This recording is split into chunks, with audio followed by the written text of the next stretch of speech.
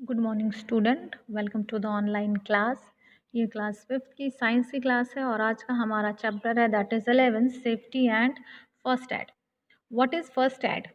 First aid क्या होती है? सबसे पहली हेल्प दी जाती है जो भी हर्ट हुआ हो या सडनली फॉल इल, है ना, जो सबसे पहली हेल्प की जाती है। यानी जैसे आपके घर में किसी को फीवर आया है तो जो फर्स्ट मम्मी जो हेल्प करती हैं कि गीली पट्टियाँ सर पे लगाते हैं और क्या कहते हैं, अगर ठंड लग रही है तो उसे वो ब्लैंकेट वगैरह सब लगा करके उसको गर्म चीज़ें दो खाने के लिए। तो ये सारी चीज़ें जो सडन हेल्प दी जाती है, तुरंत फर्स्ट एड जो दी जाती है विदाउट एनी डॉक्टर, तो इट्स कॉल्ड फर्स्ट एड, जो पहली हेल्प होती है।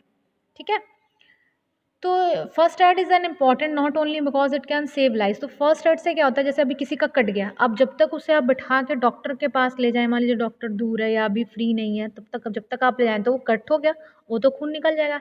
तो आप क्या करेंगे, यानी जो लोग होते हैं वो क्या करते हैं, अगर कोई कपड़ा है उसको कस के टाइट से वहाँ से बांध दिया, तो ब्लड जिस फ्लो से बह रहा था कम से कम उस फ्लो से कम बहेगा, तो उसका लॉस होगा, शायद वो बच भी सकता है ना। तो जो फर्स्ट हेल्प दी जाती है that is called first aid.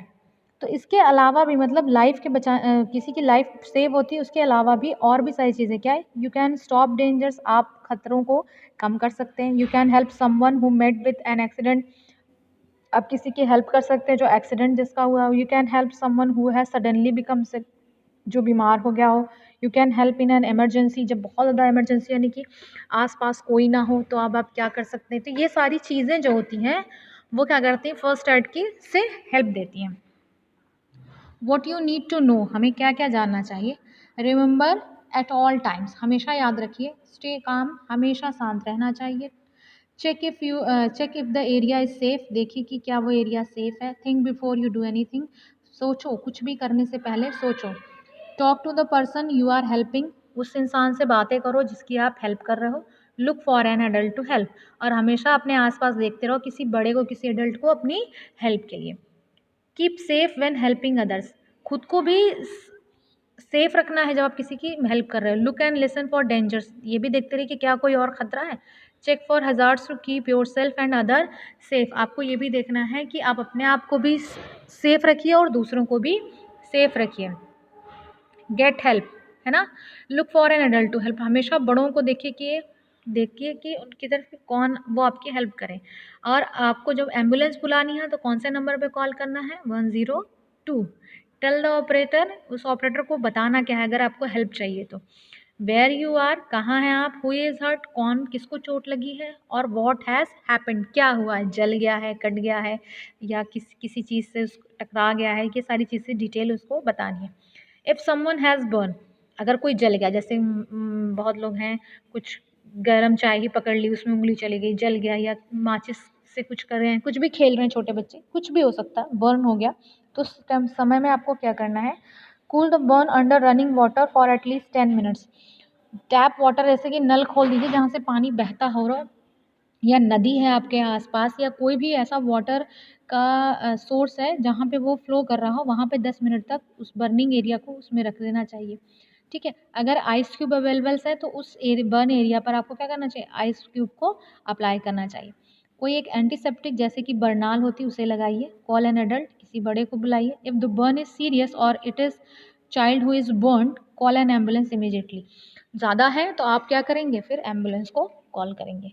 If someone has a bleeding nose, अगर किसी के नोज़ से ब्लीडिंग हो रही है, गर्मियों में ज़्यादातर होता है, तो आप क्या करेंगे, सिट अप स्ट्रेट, पहले उसको एकदम सीधा बैठाएंगे।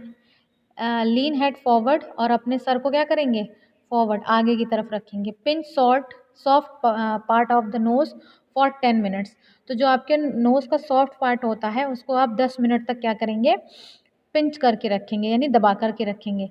Prepare an ice bag by wrapping crushing ice cube in a cloth, यानी कि एक आइस पैक लेंगे और उसको रैप करेंगे और उस जो आइस क्यूब है उसको क्या कर देंगे, क्रश करेंगे, यानी कि फोड़ देंगे, पूरा नहीं, टुकड़ों में, और एक क्लॉथ में उसको रैप कर देंगे। Apply the ice pack on the patient nose, और उस जो जमी हुई बर्फ़ के टुकड़े हैं उससे उस नोज़ पे आपको क्या करना है, अप्लाई करना। इससे क्या होगा, जो ब्लीडिंग होगी वो रिड्यूस हो जाएगी, कम हो जाएगी। इफ़ समवन इज़ चोकिंग, ठीक है, hit the person formally on the back up to 5 times, उसके पीछे, मतलब जब किसी को चोकिंग यानी अटैक आया हो तो आप उसको क्या करेंगे, यानी कि उसको सांस लेने में दिक्कत हो रही हो तो क्या करेंगे, आप उसको पीछे से उसके बैक साइड से आप एटलीस्ट जो है 5 टाइम्स उसको हिट करेंगे। चेक देयर माउथ, उसका मुंह चेक करेंगे, क्या देखेंगे, if someone is unconscious and you need to check if they are breathing, मतलब आपको उसको देखना है कि वो अनकॉन्शियस है फिर भी वो सांस ले रहा है या नहीं। Gently tip the person head back to open their airway, उसका जो हेड है वो ओपन कर देंगे ताकि हवा उस आसानी से उसे मिल सके। Tip their head back and look and listen and feel for breath, उसके सर पे 2-3 बार टिप करेंगे ताकि आप उसको देखो कि वो ब्रीथ कर पा रहा है या नहीं। If someone is unconscious and breathing, है ना, जब वो अनकॉन्शियस है तो क्या करेंगे, टर्म देन और their side, tip their head back, और उसके हेड पे या बैक पे क्या करेंगे, टिप करते रहेंगे, ठीक है। If someone has a broken bone, टूट गया तो क्या हो गया, है ना। अब ब्रेक और क्रैक इन द बोन्स, जब बोन में क्रैक या ब्रेक आ जाता है दैट इज कॉल्ड फ्रैक्चर। तो फ्रैक्चर इंसान को अब कैसे डील करेंगे, tell the person to keep the injury still, support stop is moving, यानी कि जहाँ जिस एरिया पे हुआ है वो मूव ना करे, मूवमेंट नहीं होनी चाहिए क्योंकि बहुत पेन होता है, इसलिए आप उसको सपोर्ट करेंगे हैंड से, क्लॉथ से या कुशन से। If the fracture is the hand, made a sling using a cloth और अ बैंडेज, एक बैंडेज टाइप का उसके हाथ पे रैप कर देंगे, ठीक है। If the patient has to be moved he should be carried on a stretcher, अगर वो मूव नहीं कर पा रहा है तो आप क्या करेंगे, उसे स्ट्रेचर से कैरी आउट करेंगे। Take the patient to a doctor, फिर आप सीधे उसको क्या करेंगे, डॉक्टर के पास ले जाएंगे। In case of sprain, sometimes joint such as ankles get twisted and swell up, है ना, जब आपकी एंकल जो है वो ट्विस्ट हो जाती है तो वहाँ पर वो स्वेलिंग आउट हो जाती है और उसे ही क्या कहते हैं, स्प्रेन, क्योंकि जब टिश्यूज डैमेज होती हैं तो स्प्रेन होता है, और जब बोन्स फ्रैक्चर होती हैं तो उसे फ्रैक्चर कहेंगे, ठीक है। Apply ice pack over the affected area, ice pack लगाएंगे। Rub on ointment like Moov और Relaxyl over the sprain joint 2 और 3 टाइम्स अ डे, या मूव या और कोई ऐसा ऑर्नामेंट लगाएंगे और उसको जो है क्या करेंगे, उसको लगा करके उसको रैप कर देंगे ताकि उसकी हीट जो है वो अंदर बनी रहे। इन केस ऑफ कट्स और वाउंड्स, अगर कट या वाउंड हो गया तो सबसे पहले आप क्या करेंगे कि किसी एक कॉटन पैड को डेटॉल या सेवलॉन में जो है उसको डिप करके वहाँ से उसकी रिमूव करेंगे डर्ट को, और जो उसके अंदर बैक्टीरिया वगैरह भी हो जाएंगे तो इन्फेक्शंस भी नहीं बढ़ने देगा, इसलिए उसको हटाएंगे, ठीक है। Cut the wound with the clean cotton, dressing up stop the bleeding, press where the bleeding is coming from the keep pressing do it, ठीक है। वहाँ पर आप क्या करेंगे, कॉटन लगा देंगे, और अगर ब्लीडिंग ज़्यादा हो रही है और वो रुक नहीं रही है तो एक तरह का बैंडेज आता है दैट इज़ कॉल्ड टॉर्निक्यूट, ठीक है, उसको आप वहाँ पर रैप कर देंगे। In case of animal bite, जो एनिमल्स होते हैं जैसे कि डॉग हो गया, कैट हो गया, मंकी हो गया, इनके सलाइवा यानी कि लार में एक तरह का वायरस पाया जाता है, बहुत डेंजरस होता है, that is called rabies.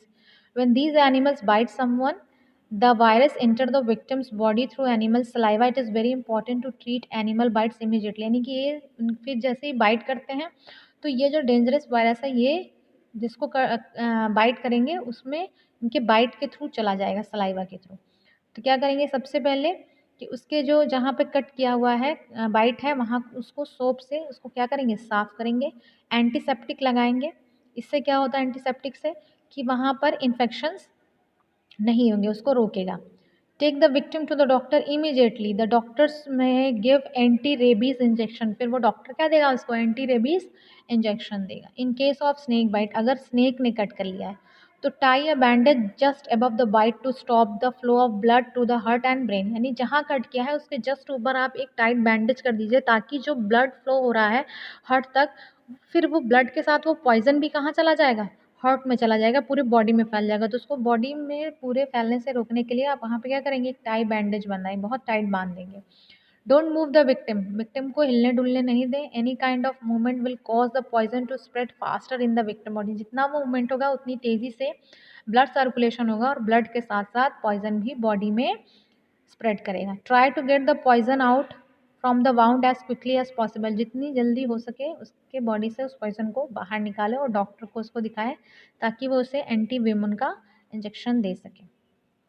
Fire safety, fire is useful for human life, लेकिन ये बहुत ज़्यादा अगर ये ये क्या है, it not handle properly it can be very dangerous, बहुत ज़्यादा खतरनाक भी होती है ना, और बहुत ज़्यादा डैमेज भी कराती है।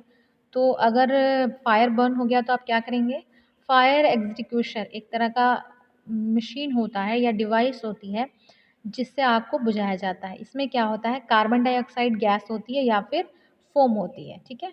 द गैस और foam surround the fire and put it of by cutting of the air supply. ये क्या करती है, एयर सप्लाई को रोक देती है, जिससे फायर जो है वो रुक जाती है। पेट्रोल और कैरोसिन जो है उस पे कभी भी पानी से फायर नहीं बुझती। क्यों?